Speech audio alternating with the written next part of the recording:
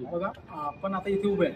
आपल्या आजूबाजूला इथे फळझाड दिसतात, परंतु खाली जर बघितलं लॉन दिसतं, आजूबाजूला तुम्हाला बाकी झाडं दिसतात. सेम तुम्ही नर्सरीचं प्लॅनिंग करताना वेगळ्या वेगळ्या पद्धतीने नर्सरी असतात.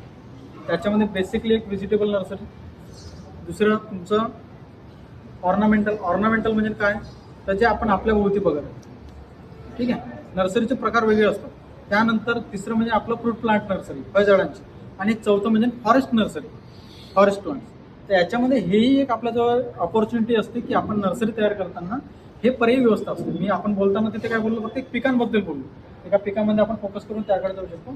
या पद्धतीने सुद्धा आपण बाकी क्षेत्राकडे फोकस करून जाऊ शकतो. तर मॅक्झिमम ऑर्नामेंटलमध्ये जेव्हा काम करतो तेव्हा कटिंग मेथड मोठ्या प्रमाणात यूज होते. कटिंग मेथड म्हणजे काय, जसं आता हे झाड आहे, हे झाडाला काय केलं, याचे जे नवीन शूट आहे पावसाच्या पिरियडला, हे शूट जरी आपण सेट केलंय तरी सुद्धा हे डायरेक्ट लागतं. त्याच्यामुळं काय, याला काही रॉकेट सायन्स आहे का? नाही, बरोबर आहे. हे मीडियामध्ये बुडवून डायरेक्ट आपण पन्नीमध्ये किंवा स्ट्रेमध्ये लावलं. त्याचे रेशो आपण दिलेले आहे, किती प्रमाणात कोकोपीट यूज करायला पाहिजे, सॉईल काय ते 50 मध्ये कुठल्याही झाडाचं लागतंच कसं नाही. मी बोलताना शेवटी हेच बोललो तुम्हाला, प्रोपॅगेशन मेथड खूप डिपेंड करतं. झाड समजा आता एक पेरू आहे, बरोबर आहे. आता हे पेरूचं झाड हे अलाहाबाद सफेदाचं, सॉरी तायवान पिंक आहे. तर पेरूच्या झाडाचं प्रोपॅगेशन वेगळी व्हेरायटी वेगळ्या पद्धतीने डेव्हलप होतं.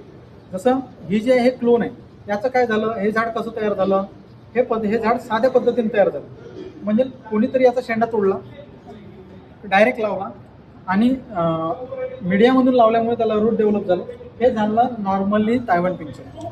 पण यामध्येच वेगळी व्हेरायटी, तुमच्यापैकी अलाहाबाद सफेदा कोणीतरी लागवड केलेला आहे, बरोबर आहे. कोणी लागवड केला अलाहाबाद सफेदा, कोणीतरी लागवड केलेला होता. ठीक आहे, तर तो कसं रोप तयार होतं, ते गुटी कलम तयार होतं. गुटी कलम म्हणजे इथे कुठेतरी एक इंचाचा असा नॉच मारून त्याला बॅगिंग करणं, आणि इथे रूट डेव्हलप तयार होतं. एअर लेअरिंग मध्ये सुद्धा प्रकार असतात. हे झाले हवेच्या भागामध्ये एअर लेअरिंग. सर्पेंटाईन पण असतात मेथड, सॉईल बेस पण असते.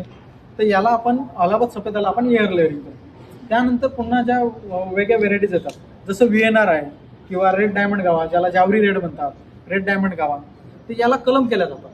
मग कलम केल्यामुळे त्याचे रेट वाढतात. तर हे कशावरून ठरतं, तर याच्या ज्या प्रोपॅगेशन मेथडवरून निघणारे जे कॅरेक्टर आहे, जे ट्रेट्स आहे, जे गुणसूत्र म्हणतो आपण, त्याच्यावरून आपल्याला प्रोपॅगेशन मेथड ठरवायची असते.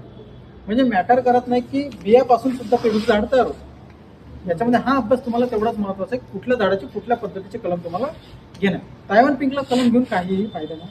तायवान पिंक तुम्ही क्लोनमध्येच घ्या, रेड जापानीज घेत असेल तर तुम्ही ग्राफ्टेड घ्या, VNR घेताना ग्राफ्टेड घ्या, अलाहाबाद